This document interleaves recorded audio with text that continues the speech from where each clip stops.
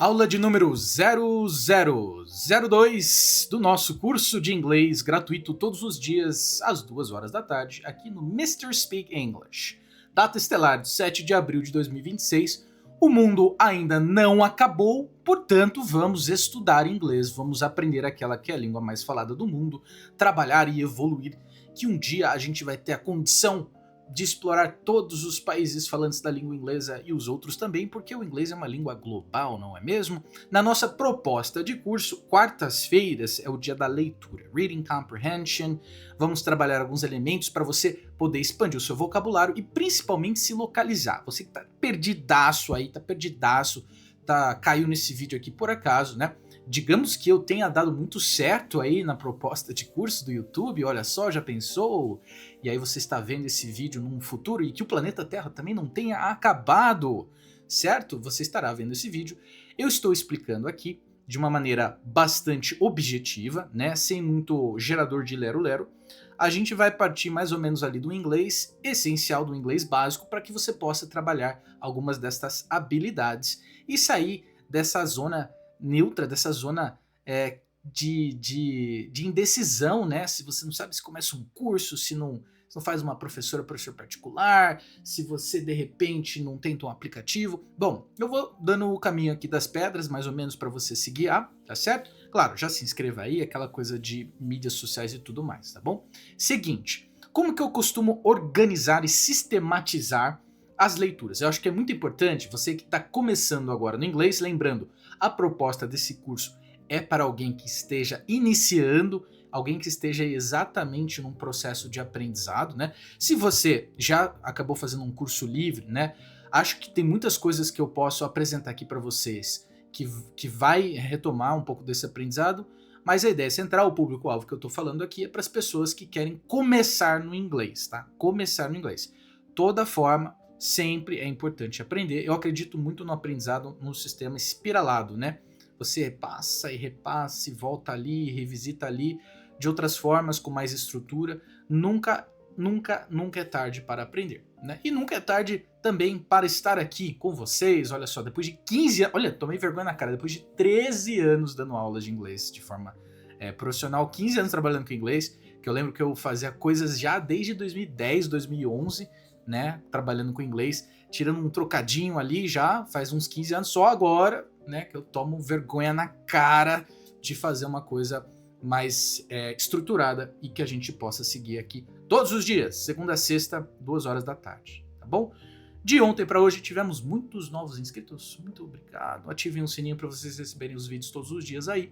É muito importante que vocês compartilhem nesse primeiro momento para a gente atingir 1000 inscritos e eu conseguir fazer lives, tá? Que aí a live é aula de 1 hora, né? Vocês vão cansar da minha cara, cansar da minha voz, mas aprender inglês. Espero que consigam desfrutar pelo menos desse comecinho aí muito eficientemente. Muito bem, leitura, ó, reading. Como que eu costumo organizar e sistematizar as leituras? Eu penso da seguinte forma: se eu for explorar um idioma novo, eu não posso começar por aquilo que é mais difícil no idioma. Esse é um pensamento que é meio óbvio, né? Um pensamento assim, né, digamos, básico, né? Eu não vou começar pela coisa que é mais difícil, eu vou me perder, né? Eu não vou qualquer aprendizado, qualquer habilidade na minha vida que eu tenha que aprender, é melhor que eu encontre uma zona que tenha um certo conforto, mas um certo desafio. Porque se tiver só desafio, eu vou me afogar, né? Acho que a ideia de você, por exemplo, pegar né, uma criança e jogá-la na água e esperar que ela aprenda a nadar do nada é meio perigoso, né? Não faça isso, pelo amor de Deus. Então, essa é uma metáfora um pouco parecida aqui com o aprendizado de línguas, né? Pasmem, eu já trabalhei em escolas que começavam a primeiríssima aula com Present Perfect. Isso mesmo, já começava no talo, na gramática, Present Perfect. Um absurdo, né?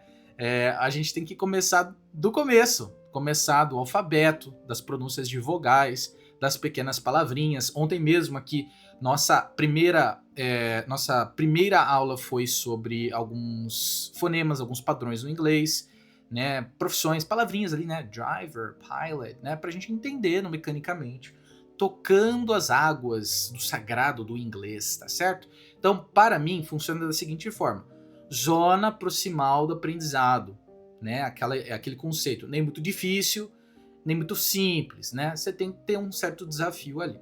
E eu costumo sistematizar e organizar as leituras dessa forma. Portanto, liçãozinha de número 1, guia número 1. Você vai ler alguma coisa que é nem muito fácil, nem muito difícil, tá? O que é muito fácil? Palavra solta. Palavra solta não vai te estruturar, não vai te dar sequenciamento, não vai te dar leituras mais robustas de textos. Então é importante que você leia textos. Quer dizer que eu vou ler então Shakespeare na minha primeira aula? Vou pegar um livro de literatura clássica no inglês e mandar ler ver? Não, não faça isso, tá? Muito embora, confesso, com enorme prazer, que dá assim uma sensação de completar um sonho você ler um livro completo em inglês, sendo ele a língua nativa. Qualquer língua nativa que você lê o livro, né? Eu acho que é um sonho muito grande, mas assim, ler um calhamaço do inglês, uma literatura clássica, nossa, é massa demais, tá? E começa assim, começa de textos mais simples, mais objetivos, menos elaborados, tá? Então, primeiro passo é sistematizar essas leituras. Estou te dizendo, estou te ensinando, é uma aula, ó, estou te ensinando, te localizando aqui depois de 13 anos de experiência profissional de inglês. Você vai começar com leituras que façam sentido no momento do seu aprendizado. Né? Existem, por exemplo, os livros graded, né? Livros que vão ter restrições de vocabulário, restrições de tempos verbais, tipo de leitura, tipo de organização de frases, a ordem das palavras numa frase importa muito. Portanto, você vai localizar estes tipos de materiais. Tá? Vou trabalhar um outro site aqui também que é muito interessante, News and Levels. Né? Existe hoje um paradigma, né, da communicative approach, da abordagem comunicativa aprimorada por tecnologia, que a gente deva sempre usar materiais autênticos, né? Esta palavra autêntico simbolizando materiais que existem no nosso dia a dia, que permeiam as nossas vidas, por exemplo. Então, para leitura, né, usaríamos sites como BBC News, Fox News, né? Não estou falando nada aqui relacionado aos temas em particular, estou falando materiais que a gente usaria para leitura.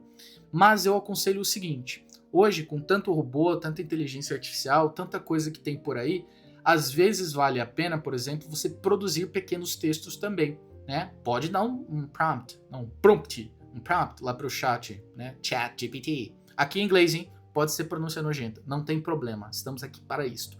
Você pode muito bem, né, dar um comando lá para essas inteligências, falar assim, ó, produza um texto de inglês de simples leitura com repetição de palavras para alguém que está iniciando no aprendizado. Faixa A0 a 1. Você pode dar este comando ao invés de procurar materiais que já existam. Eu, particularmente, eu aconselho esses livrinhos graded. Primeiro que você vai ajudar o mercado editorial brasileiro e internacional também. Legal ter um livrinho em casa, né? Se você tem crianças em casa também, ter livros é uma coisa muito boa, né? E terceiro, que ele foi pensado por alguém, né? Esses livrinhos aí já tem uns belos 70, 80, 90 anos de produção dessa forma. Certamente uns 50, tá? Certamente dessa forma, assim, ó.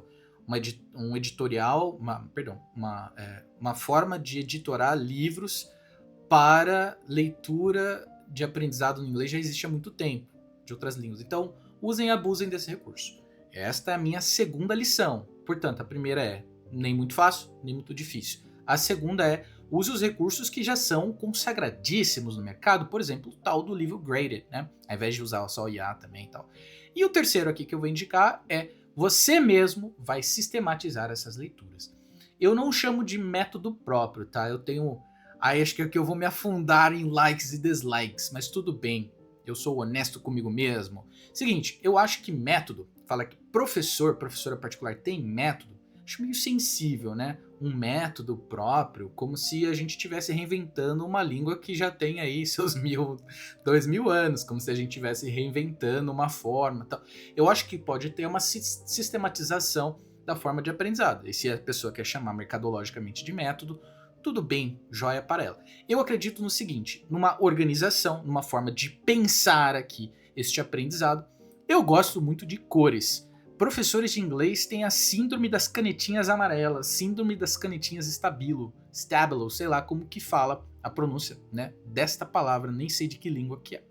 Apesar de que aqui nós vamos usar um sisteminha que eu gosto de usar sempre, que é você vai atribuir, então na sua leitura, uma aula de leitura, você vai atribuir cores para objetos de interesse.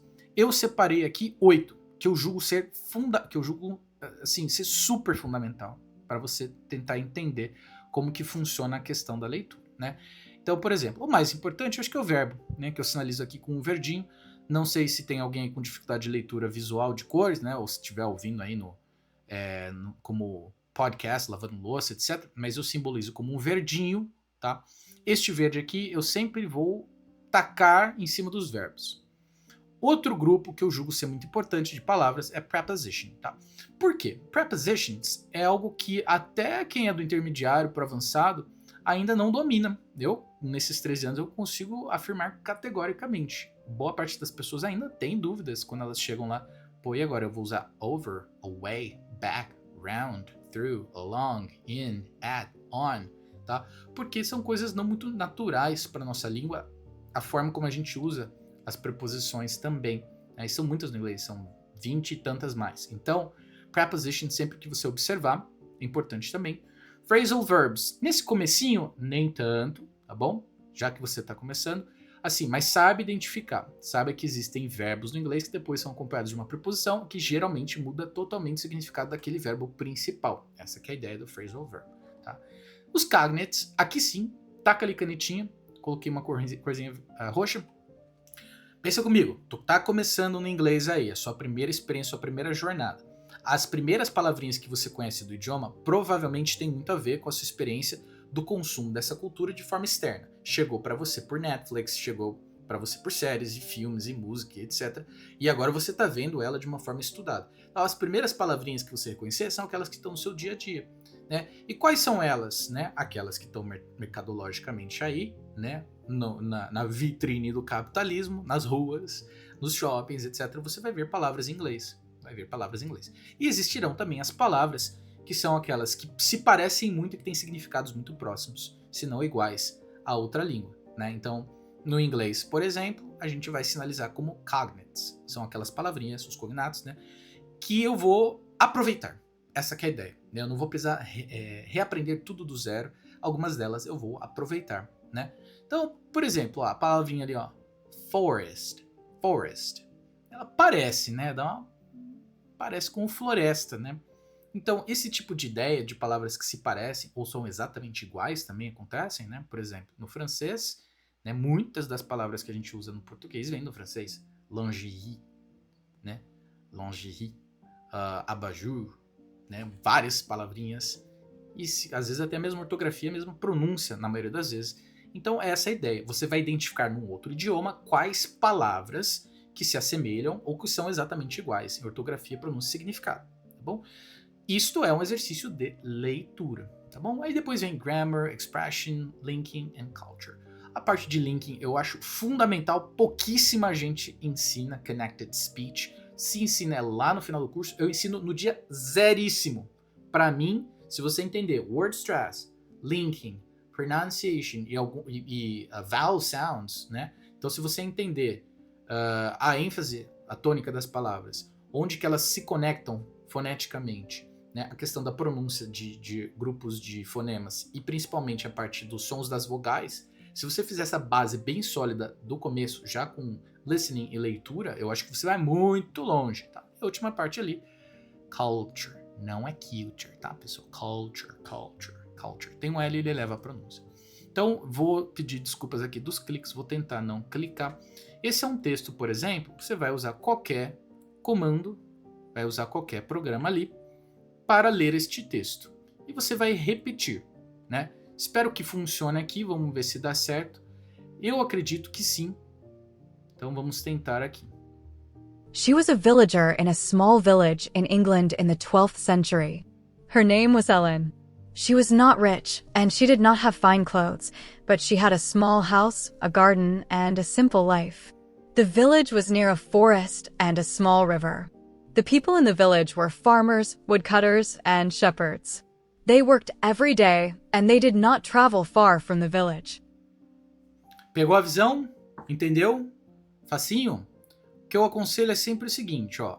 A partir do momento que você executa um exercício no inglês, coloque uma autoavaliação imediata.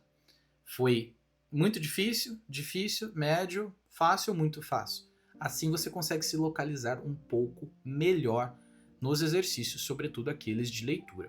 Presta muito bem atenção nessa questão da leitura. Se você colocar um robô, uma IA, ela pode até que ler muito bem, inclusive, tá? Mas alguns elementos, principalmente de entonação, né, de conexão fonética, às vezes o robô não pega, tá? A tendência é que daqui para frente eles se aprimorem muito, assim. Então, eu acredito que daqui 1 ano, 2, a leitura desses robôs vai estar muito boa mesmo, né? Google Tradutor, etc, etc, etc, tá? Mas a princípio a pronúncia é spot on, tá? Tudo certinho. Só a entonação às vezes tá meio fora do lugar. Então o que eu tô falando é que dá para confiar numa IA, numa leitura de robô, para te ajudar nesse primeiro processo aí. Muito embora ela vai comer algumas partes, por exemplo, a da entonação, que eu acho super importante. Então, ou seja, se tiver um áudio real, se tiver um áudio, por exemplo, de uma série, de um filme, de uma música, de um podcast, e que tenha a transcrição dele, ou que você consiga obter a transcrição, vai rolar. Então, eu vou repetir aqui e gostaria que você praticasse comigo. She was a villager. She was a villager. Ta ta ta ta ta ta. She was a villager. In a small village. In a small village. In England. In England. In the 12th century. In the 12th century. Her name was Ellen. Her name was Ellen. She was not rich. Ta ta ta ta. She was not rich. And she did not have fine clothes. And she did not have fine clothes. But she had a small house. But she had a small house, a garden, and a simple life. And a simple life.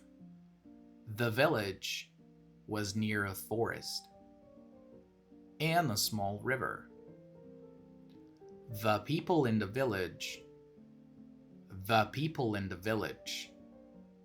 were farmers, woodcutters, and shepherds. They worked every day. They worked every day. They worked every day. And they did not travel far from the village. Onde está? Em verde significa que é um verbo. É o verbo principal ali no inglês. Este é um texto de leitura relativamente simples, muito embora a gente precise prestar atenção em alguns elementos. Então, primeiro que os tempos verbais ali, né, a gente tem já o simple past aí, tá? Mas o objetivo aqui é sistematizar a leitura, não tem problema estar no passado. Não é para você aprender passado de começo. Eu só estou indicando ali que os verbos estão no passado, tá? Então, tudo que tiver em verde é um verbo. E é isso que eu vou aconselhar você fazer no seu primeiro momento de aprendizado. É começar a identificar os verbos principais no inglês. Os verbos principais no inglês são muito importantes e reutilizáveis. Podem ser facilmente reciclados. São os tais dos the lexical verbs. Tem muito verbinho no inglês que vai ser usado para muita coisa, né? Por exemplo, play, make, get, take, do. Tá? São verbos assim com fraca personalidade, digamos.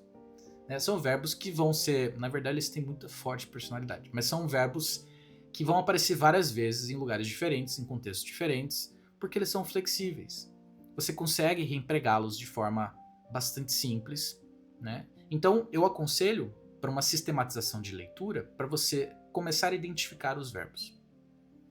Pode ser com uma canetinha, pode ser riscando, pode ser caça-palavras. Eu vou identificar, vou descobrir um verbo, né? Vou aprender um verbo primeiro, né? Você pode pegar uma lista de palavras ou você já conhece alguns desses verbos conforme evolui nas aulas, e aí você vai identificar sempre os mesmos verbos, né? E isso é até bom para você entender quantas vezes você vai observar a ocorrência de verbos comuns. Digo mais, eu prefiro fazer visual. É importante que você faça visualmente, com uma canetinha e tal. Hoje a IA faz isso. Você pode pegar um texto aí de site de notícias ou do manual técnico, e aí você vai localizar. Nem precisava, né? O Word faz isso. Você faz um Ctrl F, Ctrl L ali, vai encontrar quantas palavras ele vai repetir. Mas a inteligência artificial vai identificar. Coloca assim, ó. No texto a seguir, quantas vezes os verbos get, take, make and do aparecem. Ocorrências dos verbos tais. Tá? E você vai começar a entender que o inglês é uma língua relativamente simples de se aprender. E a leitura vai começar a te identificar isso. Portanto, ler é fundamental para o aprendizado, mas ler de uma maneira sistemática, e é isso que eu estou tentando trazer aqui para você, tá bom? A segunda parte é você observar, né, e aí eu vou encerrando aqui nosso primeiro bloco, que é, as aulas nesse primeiro momento tem até 30 minutos, a gente atingindo 1.000 inscritos, a gente consegue evoluir para as lives diárias, às 2 horas da tarde, e aí sim eu posso explorar aqui até 1 hora de conteúdo, já pensou? Mas aí você tem que me ajudar, divulga esse canal para que chegue para todo mundo, tá? A segunda parte é a questão dos verbos que a gente espera uma pronúncia e na verdade tem outra. Então ali, por exemplo, o verbinho work, né? Verbo trabalhar. Trabalhar de labuta, de tripalium, worked. Bom, tem a letra E. A gente espera que ela seja pronunciada, mas na verdade ela não é pronunciada. Na verdade, a maioria dos verbos do inglês, no passado simples, verbos que são regulares, aqueles que têm sua conjugação no passado simples e no particípio passado desta forma aqui, né, regular, ed como sufixo, eles geralmente não têm a pronúncia do E, tá? salvo algumas exceções, como hated, needed, tá? Mas de maneira geral, não vai precisar pronunciar esse E. Isso vai causar uma estranheza na leitura também. Portanto, quando você estiver lendo um texto e falando, né, depois de ler, você também fala para praticar. Observe esse fenômeno. Nem tudo que está escrito é aquilo que você vai ler. Portanto, se eu fosse ler de novo, eu faria o seguinte. Eu iria em blocos, pedaços e ia repetindo. E depois eu ia crescendo esses blocos e pedaços. Por exemplo, she was. She was. E vou. She was. Põe um robô ou um humano ou uma aula desta para você ir acompanhando a pronúncia she was. E aí vai crescendo a mesma frase, a mesma frase, a mesma frase. Você precisa repetir. She was a. She was a. She was a villager. She was a villager. She was a villager. She was a villager. Até virar um rapzinho, ó. She was a villager. She was a villager. She was a villager. E é isso, tá? Essa métrica, essa repetição, esse negócio de juntar as palavras, você treinando leitura e listening também vai ser uma habilidade que está em exposição para você. She was a villager in a small village in England in 12th century. E aí você vai juntando os sonzinhos das palavras conforme evolui. Não espero que você faça isso de primeira, mas a gente já pode praticar de primeira. Portanto, she was a villager in a small village in England in the 12th century. E aí você vai juntando tudo. She was a villager in a small village in England in the 12th century. E repara que eu não estou lendo rápido, mas eu estou lendo de uma maneira fluente, porque eu estou fazendo as conexões fonéticas, eu estou respeitando o word stress, onde que está a tônica de cada palavra, e assim vai. E aí você continua o texto. Her name was Ellen. Her name was Ellen.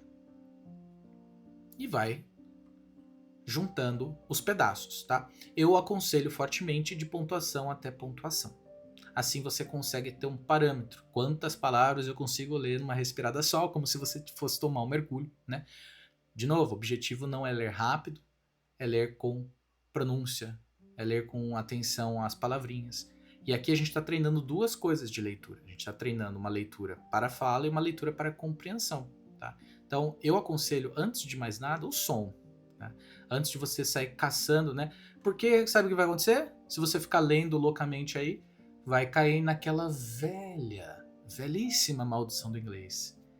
Eu sei ler, eu entendo bem, mas não sei falar. Então, né? Se no dia zero você praticar a fala já do começo, vai te facilitar muito esse processo, né? Para evitar palavras como destravar. O que acontece? Esse travar tem muito a ver com essa ideia de não ter praticado de forma organizada, sistemática, elaborada desde o começo do aprendizado, esta questão da fala. Então, falar é essencial, mesmo que seja um exercício de leitura, mesmo que seja um exercício de gramática, mesmo que seja um exercício de escuta, mesmo que seja um exercício de vocabulário. Se você só lê a palavra e não sair da tua boca, adianta muito pouco, é pouco efetivo. Então, o falar é o sagrado do aprender línguas. É tão óbvio que é preciso ser repetido. O falar é o sagrado de falar línguas. Tem que falar. Quanto mais você falar, melhor para você, tá? E aí é muito simples. Vai repetindo essas pequenas frasezinhas aqui, até que você chegue em frases maiores. Né? Então, she did not have fine clothes, but she had a small house, a garden and a simple life. Você deve ter reparado aqui uma palavra que sumiu, né? Um fonema que sumiu aqui. Isso aqui é a tal da pausa glotal na variação americana. Ao invés de falar garden para fora, eu dou uma pausa aqui, ó, garden, tá? Dá uma morrida. Muito tem a ver com word stress, né? Porque a primeira sílaba aqui é a tônica. Então é garden. The village was near a forest and a small river. Tá bom? E aí você vai executando esta leitura em pedaços e repetindo. É importante repetir até que você tenha o seguinte: um texto completo. She was a villager in a small village in England in the 12th century. Her name was Ellen. She was not rich, and she did not have fine clothes, but she had a small house, a garden, and a simple life. The village was near a forest and a small river. The people in the village were farmers, woodcutters, and shepherds. They worked every day, and they did not travel far from the village. Tá bom? E aí, quanto mais você for sistematizando a mesma leiturinha, melhor é. Portanto, finalizamos aqui nossa primeira aula de leitura. Espero que vocês tenham aproveitado, tá certo? Nos encontramos todos os dias às 2 para evoluir no inglês de forma gratuita, tá bom? Aqui, ó, @Mr. Speak English e até a aula de número 0003.